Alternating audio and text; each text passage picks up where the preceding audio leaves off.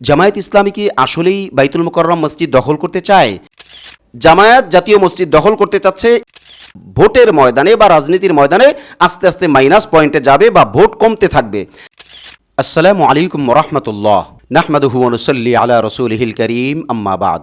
সুপ্রিয় দর্শক শ্রোতা, দেশ ও প্রবাসে কাছে ও দূরে যে যেখান থেকেই আমাদেরকে দেখছেন ও শুনছেন, সকলকে আন্তরিক মোবারকবাদ জানাচ্ছি। আমি ইউসুফ মাহমুদি এবং আপনাদের প্রত্যেককেই আমন্ত্রণ জানাচ্ছি আমাদের আজকের এই বিশেষ ভিডিও বার্তা লাইভ অনুষ্ঠানে।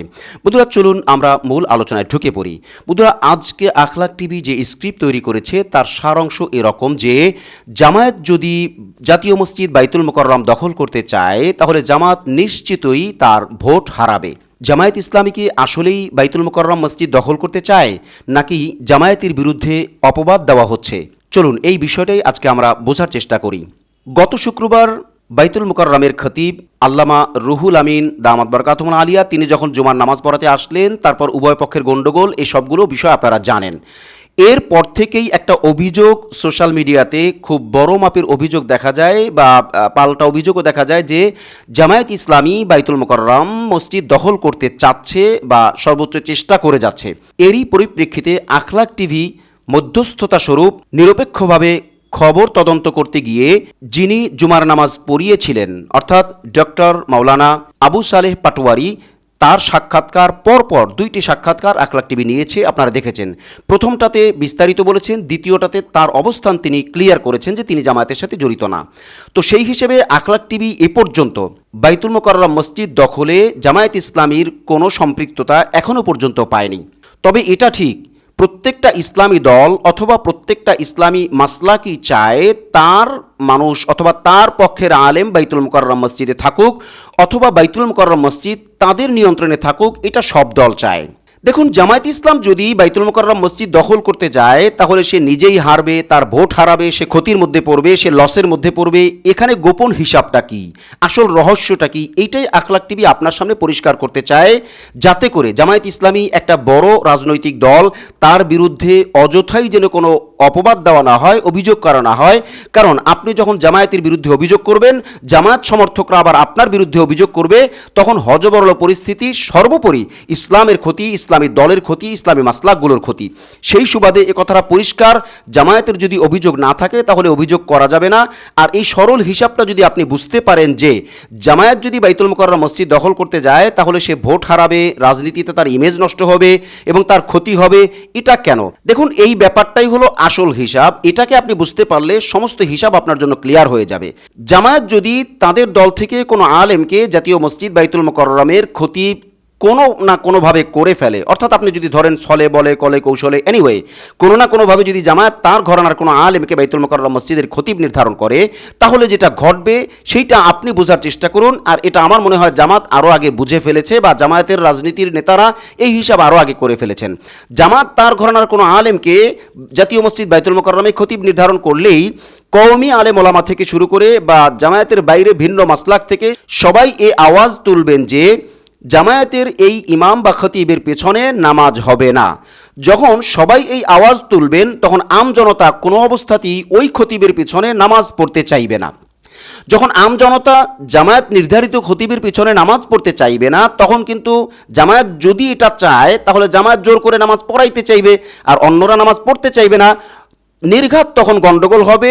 মুফতি রুহুল আমিন সাহেব আসার পরে যে গন্ডগোল হয়েছে তার চাইতে অনেক গুণ বেশি গন্ডগোল হবে। আপনি ধরে নিতে পারেন ভিন্ন মত, বিশেষ করে সুন্নি জামাতের খতিব মাওলানা সালাউদ্দিন রাহিমাহুল্লাহ, উনি খতিব হওয়ার পরে যেভাবে বাইতুল মুকাররমে বড় মাপের গন্ডগোল হয়েছিল, সেম ওই ধরনের গন্ডগোল হবে বা ওই রকম প্লাস মাইনাস।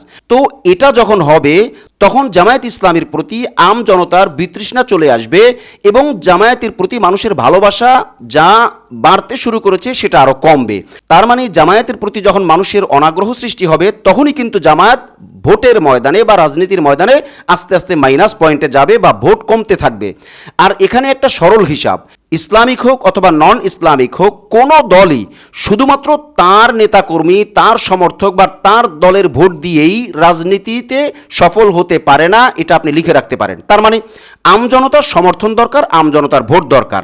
তো এই হিসেবে জামায়াতের নেতারা এত ভুল করবে না যে বাইতুল মুকাররম মসজিদ দখল করে তারা তাদের দলের ইমেজ নষ্ট করবে, তাদের ভোটের মাঠের ভোট নষ্ট করবে এবং তারা রাজনীতিতে পিছিয়ে পড়বে, এটা তারা কখনো চাইবে না। এটা হলো আখলাক টিভির হিসাব, বাকি আপনি বাকিটা মিলিয়ে নেবেন। তাই সোশ্যাল মিডিয়াতে যারা এই আওয়াজ তুলছেন যে বাইতুল মোকাররম মসজিদ জামায়াত দখল করে নিল, জামায়াতের খতিব দিবে, এই করবে সেই করবে, আসলে তারা তেমন কোনো তথ্যের ভিত্তিতে কথা বলতে পারছে না। যেহেতু আখলাক টিভি তথ্য চেয়েছে এবং অনুসন্ধান করেছে, আখলাক টিভির সাধ্য মোতাবেক এখনও পর্যন্ত ডকুমেন্টের ভিত্তিতে বা দলিলের ভিত্তিতে জামায়াত বাইতুল মোকাররম মসজিদ দখল করতে চায় এমন কোনো তথ্য পাওয়া যায়নি। তাহলে যারা বলছেন তারা আসলে তথ্যের ভিত্তিতে নয়, শুধুমাত্র ধারণা করেই বলছেন। তাছাড়া আখলাক টিভিতে 2টা সাক্ষাৎকার দেওয়া সেই জুমার খতিব ডক্টর আবু সালেহ পাটোয়ারি তিনি পরিষ্কার করে বলেছেন তিনি জামায়াতের রাজনীতির সাথে কোনোভাবেই জড়িত নন এবং তিনি তার জীবনে সারসিনা আলিয়ায় লেখাপড়া করেছেন। আর আপনারা জানেন যে সারসিনা আলিয়া মাদ্রাসায় কোনো রকমের রাজনীতি নিষিদ্ধ, আর জামায়াত ইসলামের কোনো অবস্থান নাই।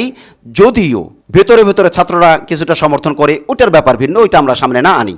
আসল কথা হলো এটা যে জাতির এই ক্রান্তিকালে যে সময় ঐক্যবদ্ধ হওয়ার সময়, যে সময় সকল রাজনৈতিক দল, বিশেষ করে ইসলামিক সকল রাজনৈতিক দল ঐক্যবদ্ধ হওয়া দরকার, ওই সময়ে বা এই সময়ে এইরকম একটা ধারণাবশত অভিযোগ দিয়ে কোনো দলকে দূরে সরানো বা কোনো দল থেকে দূরে সরে যাওয়ার কোনো মানে হয় বলে আমরা অন্তত মনে করি না।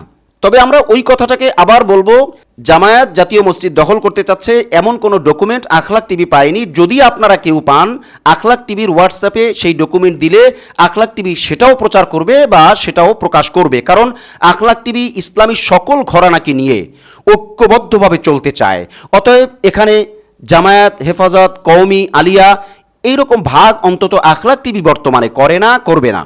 আসুন আপনাদের সকলের কাছে শেষে আমরা যে আবেদনটা করব, জাতীয় মসজিদ বাইতুল মোকাররমের জন্য আল্লাহ রাব্বুল আলামিন এমন একজন খতিব নির্ধারণ করুক যার পিছনে নামাজ পড়তে কোনো সমস্যা নাই, যার ঈমান, আকীদা, আমল সব দিক থেকেই ভালো এবং সর্বজন গ্রহণযোগ্য একজন আলেমকে আল্লাহ রাব্বুল আলামিন জাতীয় মসজিদ বাইতুল মোকাররমের খতিব হওয়ার তৌফিক দান করুন, হোক সে যেই মাসলাক থেকেই। আল্লাহ আমাদের সকলকে এক হয়ে কাঁধে কাঁধ মিলিয়ে ইসলামের পক্ষে কাজ করার তৌফিক দান করুন। আজ তাহলে এই পর্যন্তই, দেখা হচ্ছে পরবর্তী কোনো লাইভে অথবা পরবর্তী কোনো ভিডিও বার্তায় ইনশাআল্লাহ।